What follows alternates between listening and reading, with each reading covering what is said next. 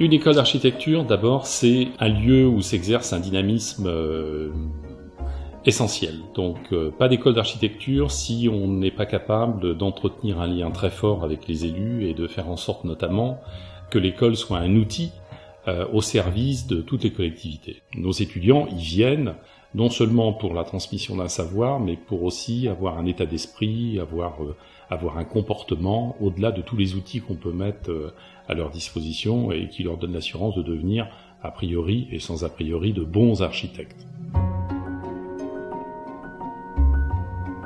Le métier d'architecte, c'est toujours très difficile de donner une définition précise sur quelque chose d'aussi vaste. Et c'est ça qui en fait l'intérêt d'ailleurs.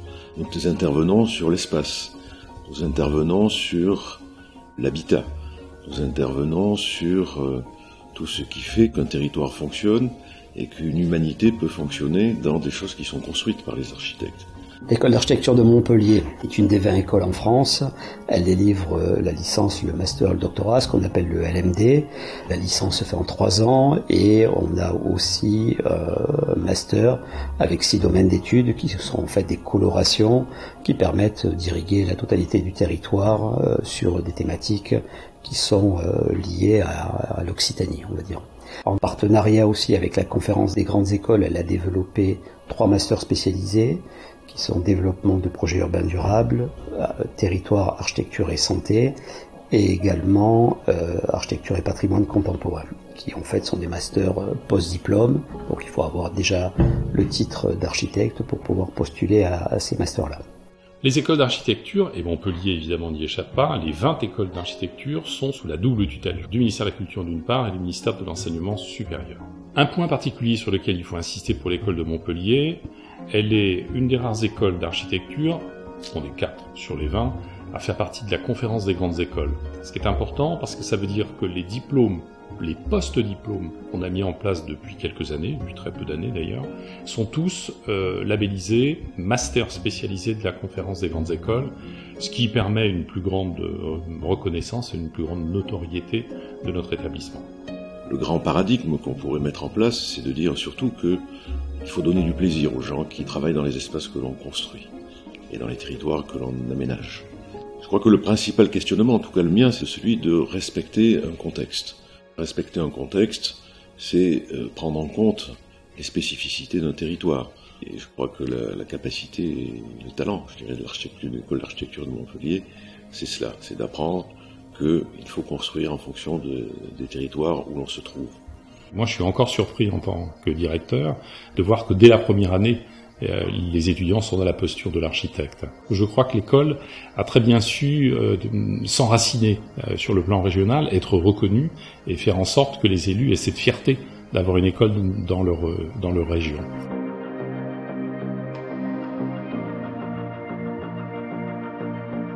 Je trouve que l'école de Montpellier a une résonance très importante à l'international. Il y a une attractivité assez importante. On fait partie des écoles les mieux classées en termes d'attractivité en master.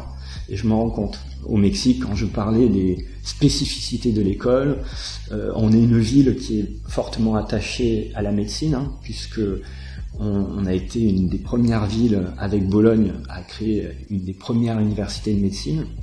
Donc le master architecture et santé intéresse beaucoup à l'international. L'association étudiante, pour moi, je pense qu'à l'école, c'est le premier visage qu'on voit quand on arrive de l'extérieur. C'est aussi beaucoup d'entraide. Je crois que entrer dans une asso, c'est aussi s'ouvrir à tout le reste de l'école. C'est aussi essayer de créer des choses pour les autres étudiants. Et il y a énormément d'entraide en fait entre chaque asso. Ça prend de plus en plus d'ampleur et en termes d'effectifs, mais aussi en termes d'événements qui sont organisés. Et moi, je trouve que c'est, je vois pas l'école sans asso. La particularité de l'ENSAM, les étudiants le disent, on vient ici pas simplement pour le soleil et la plage, mais véritablement parce qu'il y a une très très bonne entente entre les étudiants. Il y a vraiment un travail collaboratif épatant, ils ont une très bonne ambiance entre eux. On est quand même une des rares écoles d'architecture, je crois, avec celle de Versailles, à avoir les cursives ouvertes la nuit. Donc il y a ce grand sens de la solidarité. Il y a aussi la cafette qui est autogérée par eux. Donc il y a énormément d'assos tenus par les étudiants qui sont très divers et variés et qui donc les soutiennent dans leur parcours.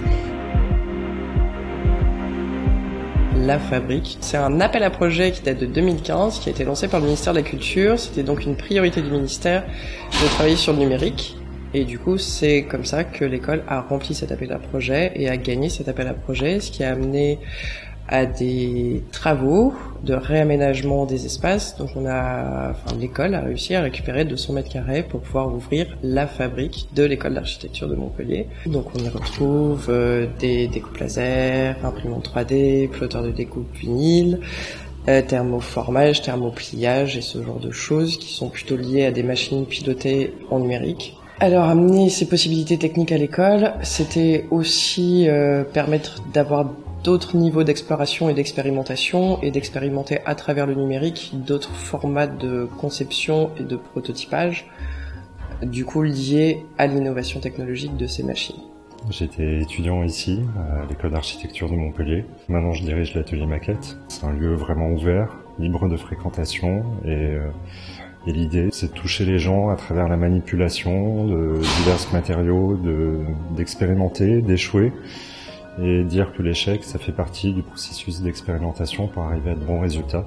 Il y a le côté maquette, c'est-à-dire qu'il y a des projets de studio où ils font des projets théoriques qui varient. Ça peut être une maison, un pavillon, jusqu'à des grands projets d'urbanisme.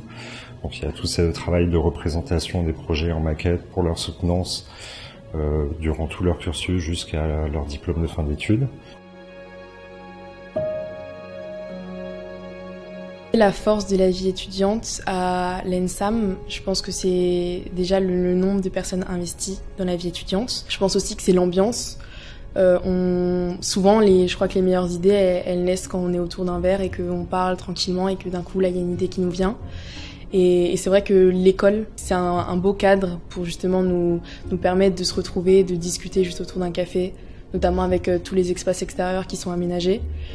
Et je crois aussi que la force de la vie étudiante à l'ENSAM, c'est qu'on a une administration qui a su être à l'écoute de nos envies et qui nous fait un minimum confiance et qui nous permet aussi parfois de porter nos projets. Les étudiants ont toujours d'excellentes idées, et à plus forte raison quand ils ont l'encadrement de professionnels, parce que c'est quand même ça qui est très intéressant dans les écoles d'architecture, c'est qu'on a les futurs architectes, mais on a ceux qui sont là et qui les encadrent.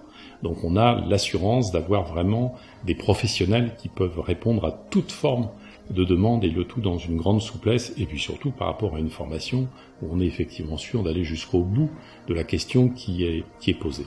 L'école d'architecture de Montpellier a aussi quelques obligations ou nécessités. La première, c'est la question de la transition environnementale qui reste quand même importante et qui doit être développée à toutes les échelles dans tout le cursus, que ce soit la licence ou le master, voire sur des questions de doctorat. Certains doctorats peuvent être faits là-dessus. En tous les cas, c'est ce qu'on a essayé de faire et de mettre en place dans le nouveau programme qui démarrera en septembre 2019 maintenant, où en fait il y a un séminaire de transition environnementale chaque semestre, ce qui permet quand même globalement d'avoir une vision là-dessus. On travaille beaucoup avec l'école d'architecture de Montpellier, donc ils ont commencé à étudier le lointain, le proche, ce nouveau quartier en développement qui est la cité créative autour de nous. Tout ce que vous voyez ici a été imaginé par 3 personnes, dont 2 sortent directement de l'école d'archi de Montpellier. L'ENSAM, elle n'est pas fermée sur elle-même, c'est-à-dire elle se nourrit de l'extérieur, comme l'architecture se nourrit des usages au quotidien. Finalement, l'ENSAM, elle ne fait que donner la possibilité à ses étudiants de goûter à ce qu'est réellement la vie des gens pour pouvoir nourrir leurs projets et qu'ils ne soient pas hors sol, quoi. C'est-à-dire que les projets qui soient véhiculés, générés, fabriqués par ces étudiants, et tout ça, c'est le terrain d'apprentissage de ces futurs architectes, mais ils vont se nourrir du fait qu'ils ont pu être en lien avec des sociologues, des artistes, des habitants de quartiers sensibles, et tout ça à travers cette dynamique de relations extérieures que l'ENSAM pose avec ses partenaires. L'identité de l'école de Montpellier, c'est d'être une école dont l'enseignement va toujours être pétri de cette pensée ancestrale méditerranéenne et qui va la porter vers la modernité. Je crois que la qualité des enseignants que l'on a à l'école d'architecture de Montpellier, la qualité de ses dirigeants, la qualité d'ouverture d'esprit que l'école d'architecture de Montpellier a, peut permettre effectivement d'avoir certainement pour moi des meilleurs enseignements sur les écoles d'architecture françaises.